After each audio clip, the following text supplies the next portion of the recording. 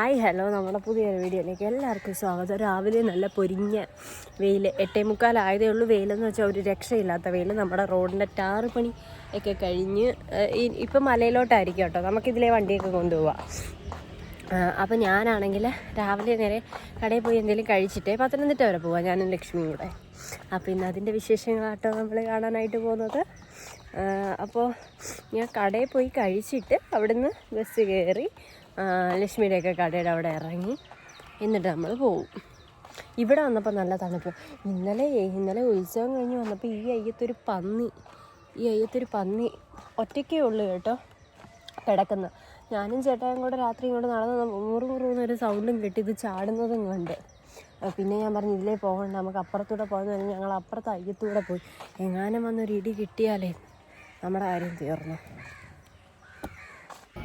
അപ്പോൾ ഇന്ന് പതിവ് പോലെ എനിക്ക് നമ്മുടെ കാലിക്കോട്ട കിട്ടിയില്ല. ഒരു ബസ്സിനാട്ടോ പോകുന്നത്, KSRTCയിൽ. ഭയങ്കര തിരക്കായിരുന്നു. ബസ്സിൽ കയറിയപ്പോഴത്തേക്കും എൻ്റെ 4 രൂപ കയ്യിൽ നിന്ന് കളഞ്ഞും പോയി. ഒന്നാമത് സ്കൂൾ ടൈമല്ലേ, പിള്ളേരൊക്കെ ഈ ടൈമിൽ സ്കൂളിൽ പോകുന്നതുകൊണ്ട് നിന്ന് തിരിയാനുള്ള സ്ഥലമില്ലായിരുന്നു ബസ്സിൽ. അങ്ങനെ നമ്മുടെ ബസ് സ്റ്റാൻഡിൽ വന്നതിന് ശേഷം നേരെ പ്രൈവറ്റ് ബസ് നോക്കി വെച്ച് പിടിച്ചോട്ടോ. ഭയങ്കര വെയിലാണ്. രാവിലെ ഒരു 9 മണിയൊക്കെ ആയപ്പോഴത്തേക്കും കത്തുന്ന വെയിൽ. കുറച്ച് നേരം പ്രൈവറ്റ് ബസ് നോക്കി നിൽക്കേണ്ട വന്നോട്ടോ. പക്ഷേ എപ്പോഴും പത്തനംതിട്ട പുനലൂർ റൂട്ടിലോട്ട് നമ്മുടെ പ്രൈവറ്റ് ബസ് കാണും. അങ്ങനെ കുറച്ച് നേരം അവിടെ നോക്കിയൊക്കെ നിന്നപ്പോഴത്തേക്കും നമ്മുടെ ബസ് വന്നു. ഒരു അടിപൊളി പ്രൈവറ്റ് ബസ്സായിരുന്നു കേട്ടോ. ആദ്യമായി ഇത്രയും നല്ലൊരു പ്രൈവറ്റ് ബസ്സിൽ കയറുന്നത് എനിക്ക് ഭയങ്കര ഇഷ്ടപ്പെട്ടു. അങ്ങനെ ഞാൻ ലക്ഷ്മിയുടെ കടയുടെ അവിടെ ഇറങ്ങി. ബസ് കിട്ടി, ഞാൻ ബസ്സിൽ വന്ന് ഇറങ്ങി. പണ്ട് എന്നെ സംബന്ധിച്ച് ആളിറങ്ങണം എന്നൊക്കെ പറയുന്നത് തന്നെ ഭയങ്കര നാണക്കേടായിരുന്നു.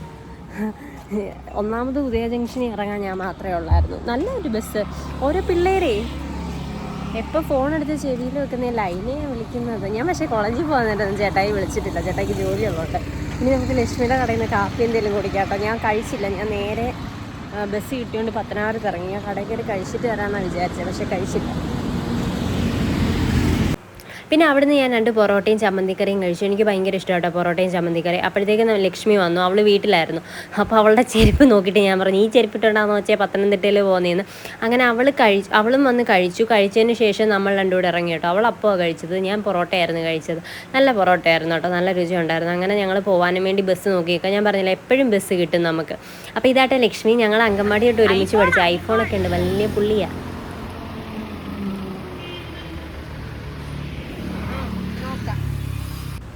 അങ്ങനെ വീണ്ടും നമ്മൾ നമ്മുടെ പ്രൈവറ്റ് ബസ്സിൽ കയറി.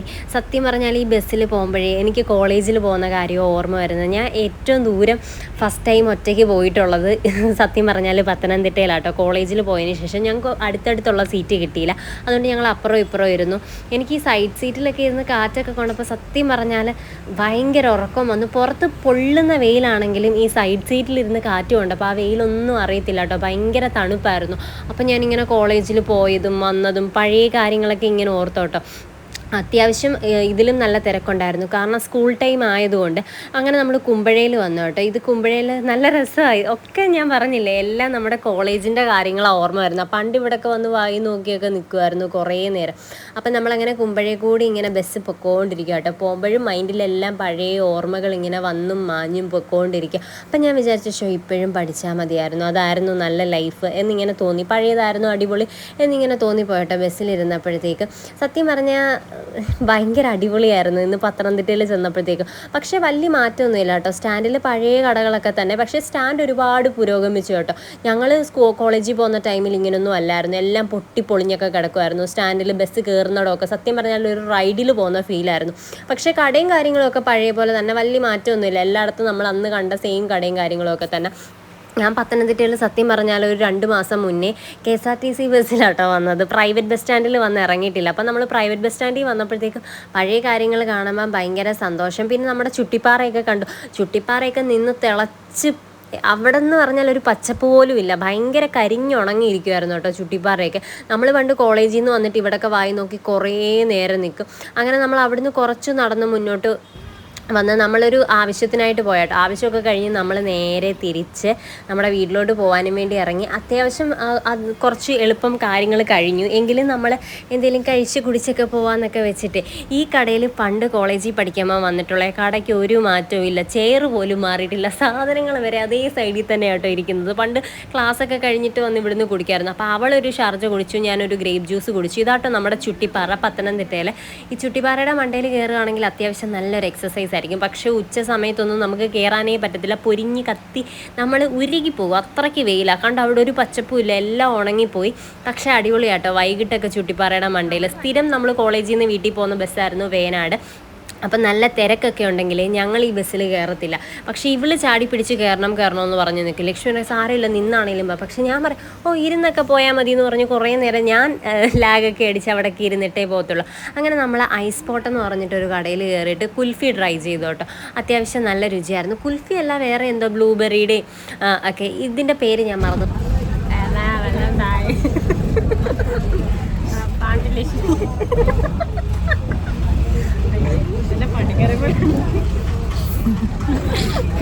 ഇതാ ഒറിജിനൽ കളർ ഇങ്ങനെ കാണിക്കാതെ. അങ്ങനെ ഞങ്ങൾ നേരെ കടയിൽ ഇറങ്ങി കേട്ടോ. ഇത് ലക്ഷ്മിയുടെയൊക്കെ കടയാട്ടോ. ഇവിടെ അത്യാവശ്യം നല്ല തിരക്കൊക്കെ ഉണ്ട്, നല്ല അടിപൊളി ഫുഡും കാര്യങ്ങളൊക്കെ.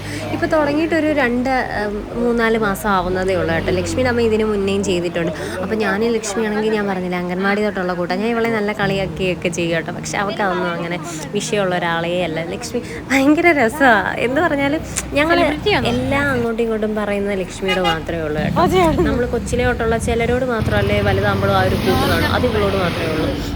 അപ്പോൾ ഇത് അവിടുത്തെ ഒരു മാമനാട്ടോ, അവളെന്നെ കാണിച്ചു തന്നതാ. അങ്ങനെ നമ്മൾ നമ്മുടെ പത്തനാപുരത്തോട്ട് നേരെ പോകട്ടെ. രാവിലെ കയറിയ അതേ ബസ് തന്നെ എനിക്ക് പത്തനാപുരത്തോട്ട് പോകാനും കിട്ടി. പക്ഷേ ഇരുന്ന സൈഡെന്ന് വെച്ചാൽ പൊരിഞ്ഞ വെയിലുള്ള സൈഡായിരുന്നു. പത്തനാപുരത്ത് ഇറങ്ങിയിട്ട് ഞാൻ നേരെ അങ്ങാടിക്കടയിലോട്ട് പോയിട്ട് എനിക്ക് ഫ്ലാക്സ് സീഡും ഞവരേരിയും വാങ്ങിക്കണമായിരുന്നു. അവിടെ ചെന്നപ്പോഴത്തേക്കും ഞവരേരി ഇല്ലെന്ന് പറഞ്ഞു. ഓക്കെ എന്നാൽ ഫ്ലാക്സ് സീഡ് വാങ്ങിക്കാമെന്ന് വെച്ചിട്ട് ഫ്ലാക്സ് സീഡും വാങ്ങിച്ചു. പിന്നെ ഒരു രാമച്ചത്തിന് ഇതും വാങ്ങിച്ചു കേട്ടോ. വെയിൽ കൊണ്ട് എൻ്റെ മുഖമൊക്കെ കണ്ടോ, എനിക്ക് വെയിൽ കൊണ്ടാൽ ഭയങ്കരമായിട്ട് ദേഹം ചൊറിയും കേട്ടോ. അതിന് ശേഷം നമ്മളൊരു ഓട്ടോ വിളിച്ചിട്ട് നേരെ വീട്ടിലോട്ട് പോയി. കടയിൽ കയറണമെന്ന് വിചാരിച്ചാൽ വന്നത്, പക്ഷേ ഞാൻ വന്നപ്പോഴത്തേക്കും 3 മണി 3:30 ആയിട്ട് വന്നേ. ചൂട് ഒരു രക്ഷയില്ലാത്ത ചൂട്, ഒരു രക്ഷയെന്ന് പറഞ്ഞാൽ ഒരു രക്ഷയില്ല. പൊടിയോ അതിൻ്റെ അപ്പുറത്തെ പൊടി. അപ്പം ഞാൻ മുഖം വന്ന് കഴുകിയപ്പോഴത്തേക്കും കരിക്കലം പോലെ മുഖത്തുനിന്ന് വരുന്നത് അഴുക്ക്, അത്രയ്ക്ക് ചൂടും പൊടി. 3 മണിയായി കേട്ടോ ഞാൻ ഇങ്ങ് വന്നപ്പോഴത്തേക്കും. പക്ഷെ നല്ല രസമായിരുന്നു. പണ്ട് കോളേജിൽ പോകുമ്പോൾ ഉള്ള സെയിം ഫീൽ. കോളേജിൽ പോകുമ്പോൾ ലക്ഷ്മി ആണെങ്കിൽ ഇവള് വേഗം വരണമെന്ന് പറയും. ബസ്സൊക്കെ കണ്ടാൽ ഇവള് ചാടിക്കയറും. പക്ഷെ ഞാനും എൻ്റെ കൂടെ റാണിയൊക്കെ ഉണ്ട്, ഞങ്ങളങ്ങനെ ചാടിക്കയറത്തൊന്നുമില്ല. ഞങ്ങൾ തിരക്കില്ലാത്ത ബസ്സിൽ പതിയെ കയറത്തുള്ളൂ. ഇവള് പറയാം സാരമില്ല നമുക്ക് നിന്നാണേലും അങ്ങ് വീട്ടിൽ പോകാമെന്ന്. അപ്പോൾ ഇത് നമ്മുടെ ലാക്ടോ കലാമിനാട്ടെ. ഇപ്പോൾ കുറേ നാളായി ഇട്ടിട്ട് ആ കുരുവിൻ്റെ പാടിലിട്ടേക്കാം. ഇതിട്ടാ അത്യാവശ്യം ഇത്രയും പാട് കുറഞ്ഞത്. ഇതിന് വെറും 60 രൂപയേ ഉള്ളൂ. ഞാൻ ഒരു വീഡിയോയിൽ ഡീറ്റെയിൽ ആയിട്ട് പറഞ്ഞതാണ്. അപ്പോൾ അത് വിട്ടു. ഇനി കുറച്ച് നേരം ഇന്നലത്തെ വീഡിയോ ഒന്ന് എഡിറ്റ് ചെയ്ത് അപ്ലോഡ് ചെയ്യണം. അത് ചെയ്തിട്ട് ഞാൻ വരാമേ. താഴെ ജയാൻ്റിയുടെ അവിടെ പോയിട്ട് മുട്ടയുണ്ടോ എന്ന് ചോദിച്ചിട്ട് വരാം. ഒരു നാടൻ മുട്ട. ഇവിടെ ഇങ്ങനെ നാടൻ മുട്ട കൊടുക്കുന്ന ഇടവില്ല അടുത്ത്. താഴെ ഒരു വീട്ടിലുണ്ടായിരുന്നു, പക്ഷെ ഇപ്പോൾ ഉണ്ടോയെന്ന് അറിയത്തില്ല. അപ്പോൾ നമുക്ക് പോയിട്ട് വരാമേ. കാറ്റ് കാരണം വിരിച്ചിട്ട തുണിയെല്ലാം പറന്ന് തറയെ വീണ്. ഭയങ്കര ചൂടായിരുന്നു. അയ്യോ ഞാൻ ഒന്ന് തുടച്ചോട്ടെ. അപ്പോൾ ചേട്ടായി എറണാകുളത്ത് പോയിട്ട് വന്നപ്പം ഷവർമ വാങ്ങിക്കിടുന്നു. ഷവർമ എറണാകുളത്തുനിന്ന് തോന്നുന്നല്ലേ, പത്തനാപുരത്തുനിന്ന്.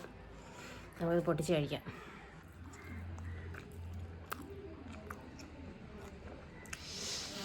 ഈ ഇരിക്കുന്നതാണ് പാക്കാന്തയല്ല, ഒടിയൻ.